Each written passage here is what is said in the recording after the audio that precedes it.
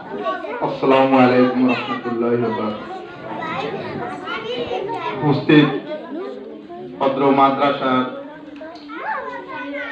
অভিভাবকবৃন্দ ও মাদ্রাসার শিক্ষার্থীবৃন্দ, আসসালামু আলাইকুম।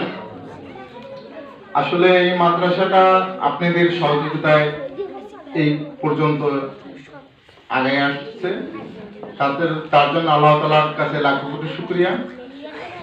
আপনারা আগামী দিনগুলোতে আমাদেরকে আপনারা পাশে থেকে সর্বদিক থেকে সহযোগিতা করবেন, এই আশাবাদী আমরা। আসলে যতটুকু আপনাদের বাচ্চাদেরকে দেওয়া উচিত তা হয়তো আমরা প্রবাসে থাকি, এই কারণে অনেক কিছু জানি কিন্তু করতে পারি না।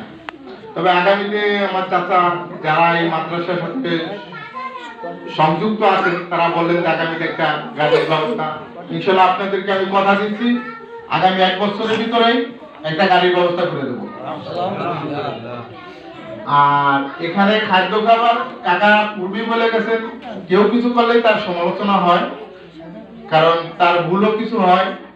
আমরা যারা করছি আমাদের অনেক ভুল ত্রুটিও আছে, তাই আপনারা এই ভুল ত্রুটিগুলি যথাযথভাবে আপনারা শৃঙ্খলা মতো পর্যায়ক্রমে ধরাই দিবেন এবং আমরা তার সুবিধা করব।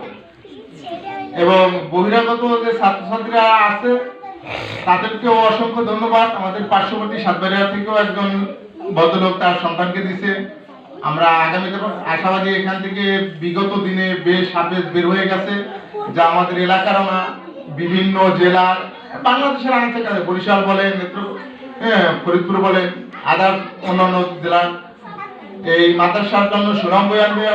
শুধু হাসানগঞ্জ গ্রামই না, সারা বাংলাদেশের ভিতরে দেখা যায় যে একটা সুনামধন্য মাদ্রাসায় আমরা পরিণত করতে পারি।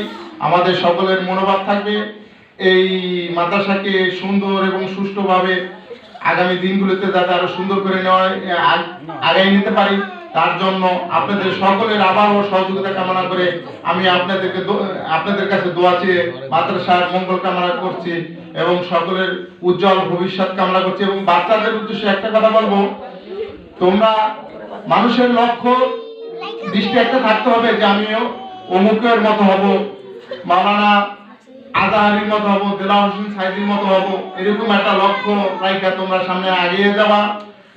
আল্লাহ না করুক তোমাদেরকে কোনো বিপদ না আসুক, তোমরা ওই পর্যন্ত যাইতে পারবা। হয়তো টার্গেট মানুষের চিন্তা চেতনা আকাশ পর্যন্ত থাকলো, কিন্তু যদি ওই দৃষ্টিতে আগাই চলে তাহলে ওই পর্যন্ত যাওয়া সম্ভব, কিন্তু তোমরা ওইভাবেই আগাবা। তোমাদের সকলের জন্য